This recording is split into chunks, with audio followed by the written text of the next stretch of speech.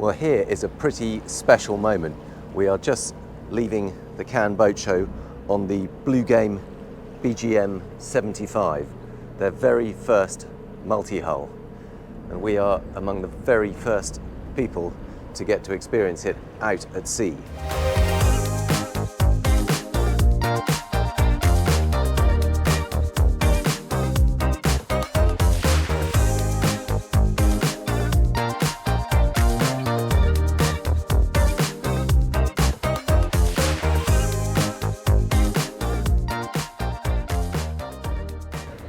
Now, the thinking behind this boat is a little bit unusual. Most catamarans have a length to beam ratio of around about 50%, whereas this one is only around 35%. So it means it's really not that much wider than a monohull. We'll give you some idea. If I just walk across the beam here, you can see that it's not that far. It's about 8.1 meters, which is nothing like as big as would normally be the case for a 75-foot catamaran.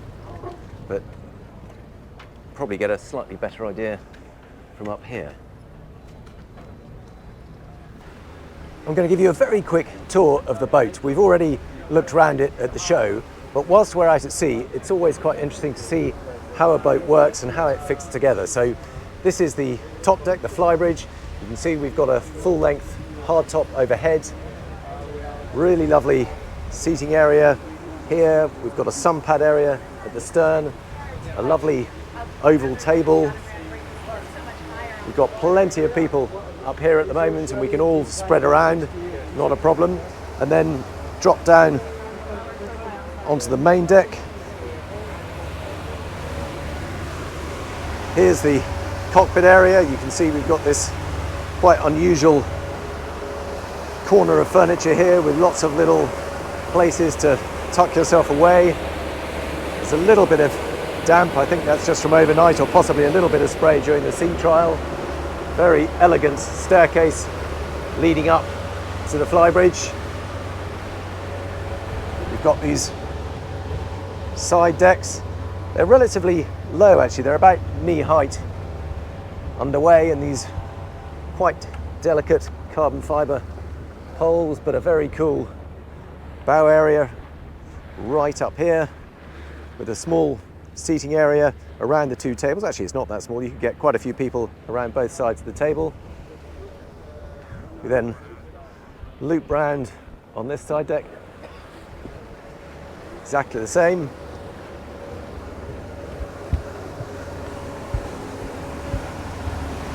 And let's go inside and see how it all looks. We've got the nice saloon seating area here.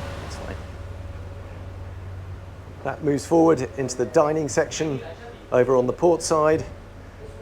And this rather lovely sort of informal seating area here where you've got the 4 freestanding chairs. You can sit and chat. There's a door out to the side deck there, another door out to the side deck there.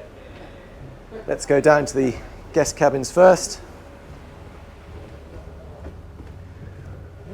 We're in the port hull here. This is the aftmost one, the closest to the engines. Ensuite bathroom. Storage, nice little sofa. Almost identical one further forward on this side. In both cases the bed runs up over the hull, making the space of that bridge deck between the hulls rather than simply being squeezed into the relatively narrow hulls. Again, ensuite bathroom, very similar.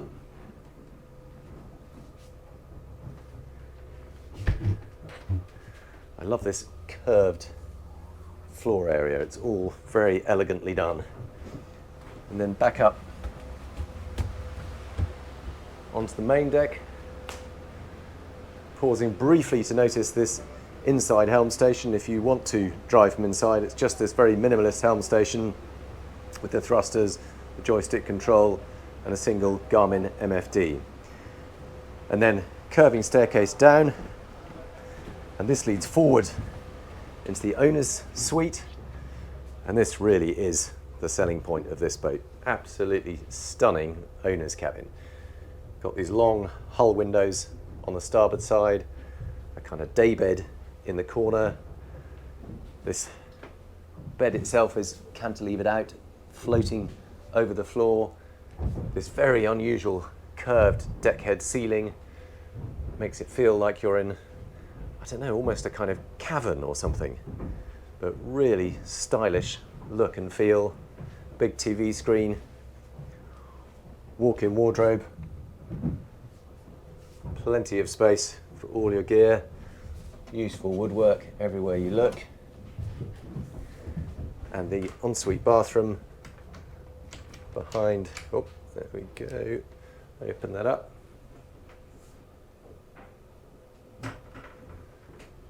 Beautiful marble sink, and then on one side got the toilet and bidet.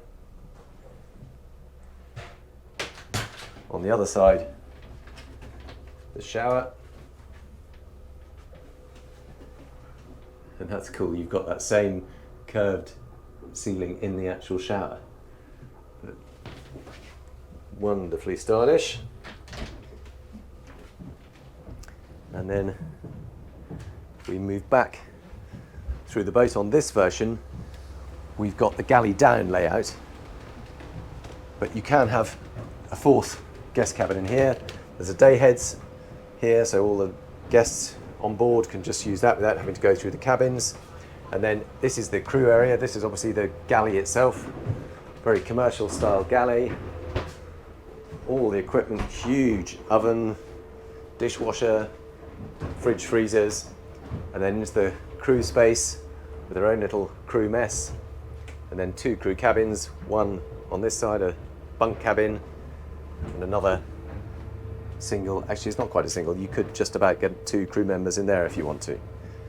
But this whole area could be a fourth ensuite guest cabin, in which case the galley would go up onto the main deck. Now this is a rather special spot underway on the Bluegame BGM75. We're right at the bow area. I'm sat at the table here. We're cruising along probably at 14 knots or so, and it's just a beautiful spot to hang out. There's not too much apparent breeze at this speed.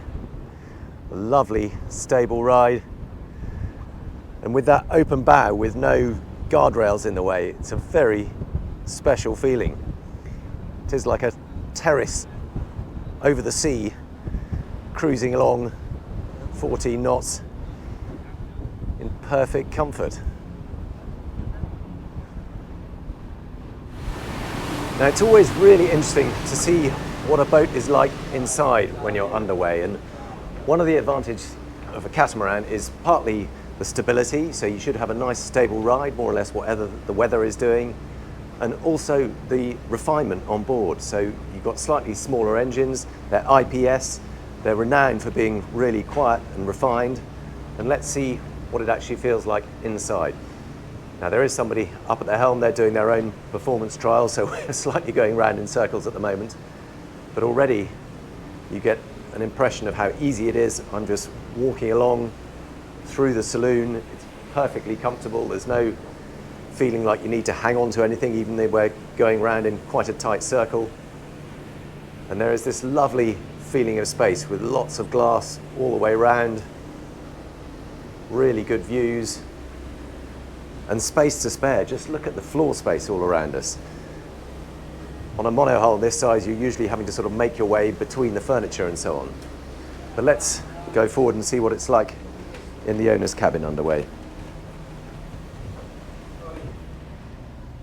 So here we are, effectively in the bridge deck linking the two hulls together. We're probably as far from the engines as it can be, and just as I'd hoped, it's really very civilized in here. Just about hear the engines running. There's a little bit of interaction between the hulls and the water. But if I just stop talking, you can probably appreciate how quiet and how refined it is.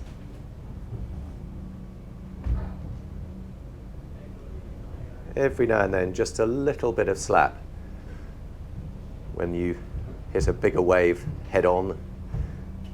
But other than that, it's an extremely comfortable way to travel. We're going to have a little look down in the guest cabins now to see if that's any different. This is the port stern one. A little bit more engine noise in here.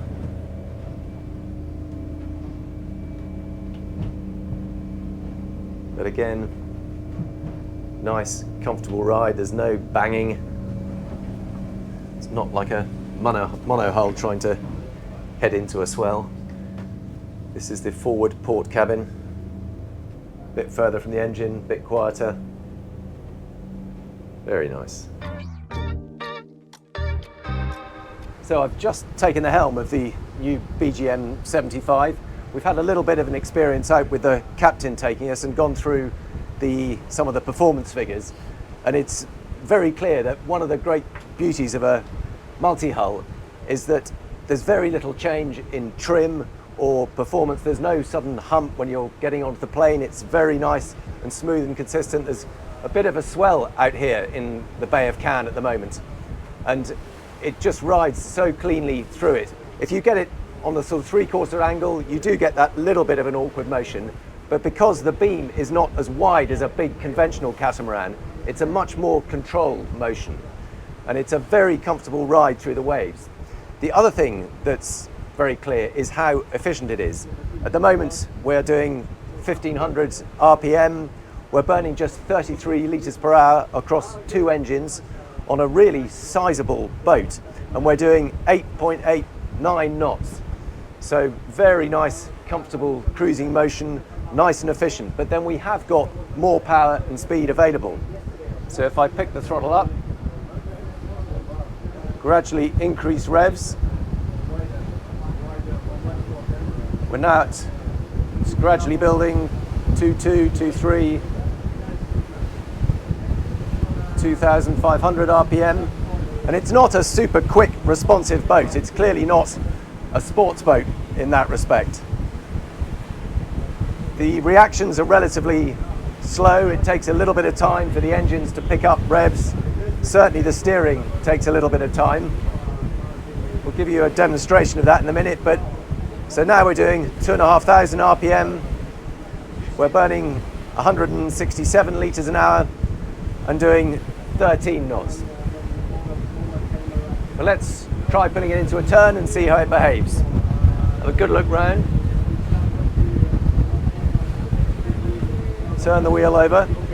And actually it's not that many turns lock to lock because we've got this big ship's wheel. And it actually turns really surprisingly quickly. Those 2 hulls are digging in, spinning us round. Obviously there's no lean on a boat like this. It's just a very controlled displacement style turn. Let's straighten it up.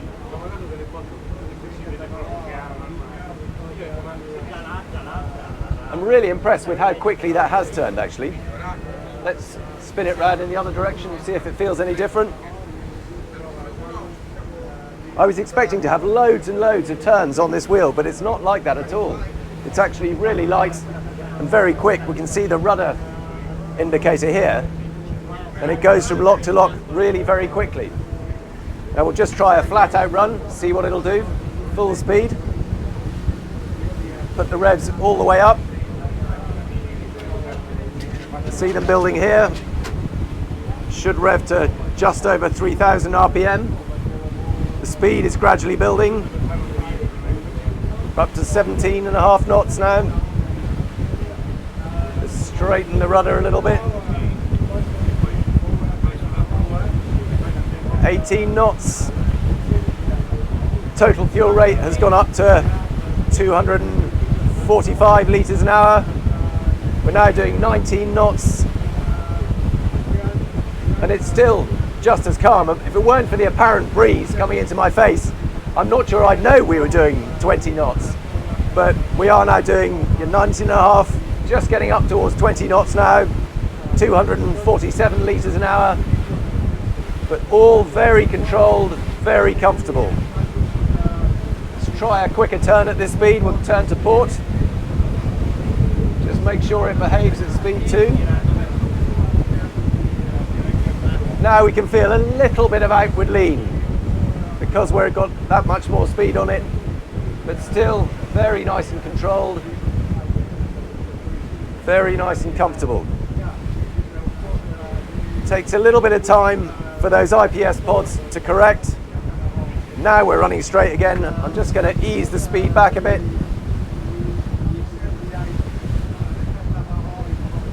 Take it back down.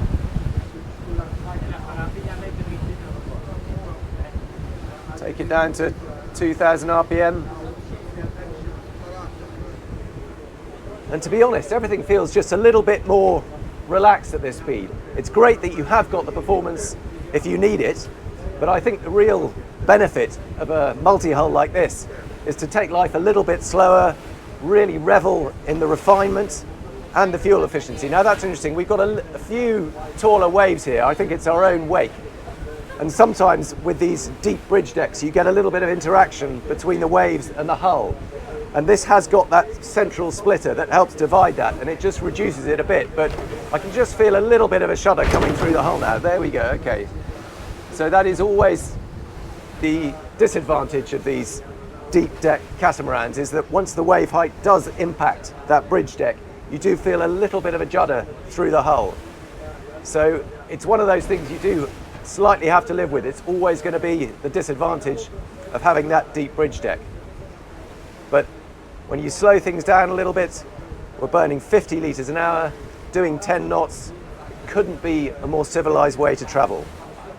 And that, I think, is what the BGM75 is all about. Relaxed, fuel-efficient travel, lots of style, lots of accommodation. Really works. So I hope you've enjoyed this rapid tour of the BGM75, and more importantly the Sea Trial. It's been fascinating to find out what it drives like, but it certainly does seem to live up to that promise of offering in many ways the best of both worlds, between a monohull style in terms of accommodation and not taking up vast amounts of berthing space. You should be able to fit it onto a berth that most monohulls of this length would fit onto. It does offer that really strong fuel efficiency. It offers a very comfortable ride until you get steep enough waves to actually start impacting on that bridge deck. But I've really enjoyed it. Do please let me know what you make of it in the comments beneath. I'd be fascinated to find out. Thank you for watching.